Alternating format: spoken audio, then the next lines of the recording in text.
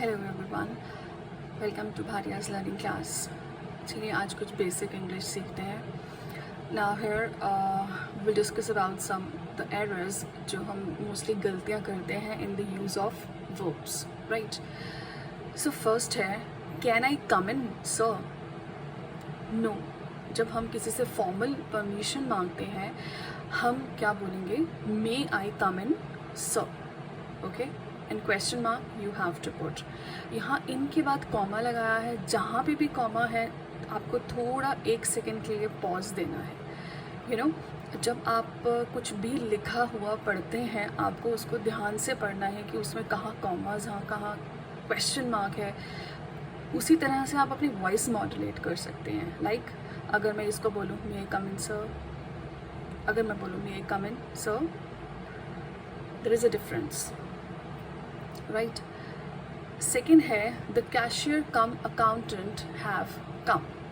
ठीक है, देखिए यहाँ पे क्या लाइन है, the cashier cum accountant have come.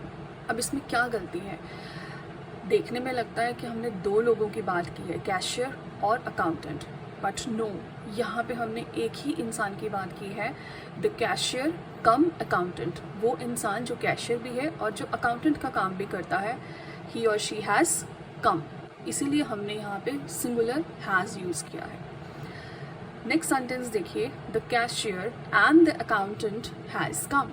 अब यहाँ पे नाउ सी, यहाँ पे मैंने क्या लिखा है, द कैशियर और अकाउंटेंट दोनों आ गए हैं। अब ये 2 लोग हैं यहाँ पे, so we will use have. The cashier and the accountant have come. Have और हैज़ के साथ वर्ब की 3rd फॉर्म लगती है, सो कम, केम, कम, राइट। नेक्स्ट है he has stole a pen. उसने एक पेन चुरा लिया है।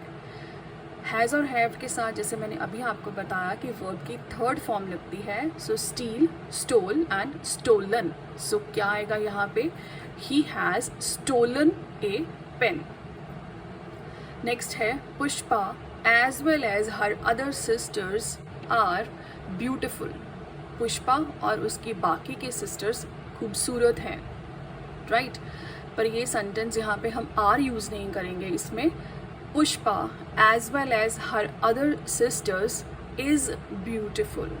ठीक है, इज़ क्यों लगा है, क्योंकि यहाँ पे जब हम जिसकी बात कर रहे हैं पुष्पा, एज वेल एज अगर उसके बाद आता है तो हम यहाँ पे सिंगुलर लगाएंगे, या हम यूँ कहें कि एज वेल एज अगर सिंगुलर, एज वेल एज से पहले अगर सिंगुलर है we will use singular here, that is is. Next है tell me why are you abusing him. Right, कि मुझे बताइए आप उसको बुरा भला क्यों कह रहे हैं। The correct one is tell me why you are abusing him. ठीक है, यहाँ पे देखिए जब वाई हम स्टार्टिंग में ना यूज़ करके सेंटेंस के बीच में यूज़ करते हैं तो वाई के बाद हम सीधा आर नहीं लगाएंगे, हम क्या लगाएंगे, you. Why you are abusing him. और आप यहाँ पे नोटिस करिए कि क्वेश्चन मार्क नहीं है, राइट। हम पढ़ते आए हैं कि इंटेरोगेटिव सेंटेंसेस में जैसे कि वाई के सेंटेंसेस हैं उसमें हमने क्वेश्चन मार्क लगाना है, बट यहाँ पे वाई जो है वो सेंटेंस के बीच में यूज़ हुआ है, सो हम यहाँ पे कोई क्वेश्चन मार्क नहीं लगाएंगे, we will put a full stop here. The next one is the ship was drowned. No, the ship sank. Drowned क्यों नहीं आएगा, क्योंकि ड्राउंड मतलब डूब गया, सैंक भी मतलब डूब गया, बट ड्राउंड जो है वो वर्ड हम लिविंग बींग्स के लिए, लिविंग थिंग्स के लिए यूज़ करते हैं, और यहाँ पे हम वर्ड यूज़ करेंगे बिकॉज सिंस शिप जो है वो नॉन लिविंग थिंग है, तो हम इसके लिए वर्ड क्या यूज़ करेंगे, सिंक। और यहाँ पे मैंने क्या लिखा है, सैंक, क्योंकि हम पास्ट की बात कर रहे हैं, और पास्ट में in the past tense the second form of the verb is used, that is sank, right.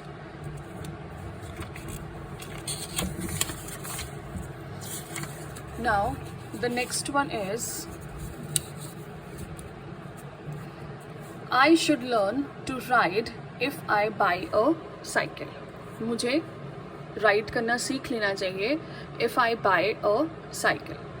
जबकि यहाँ पे हम क्या इसको करेक्ट करेंगे, I should learn to ride if I bought a cycle, right?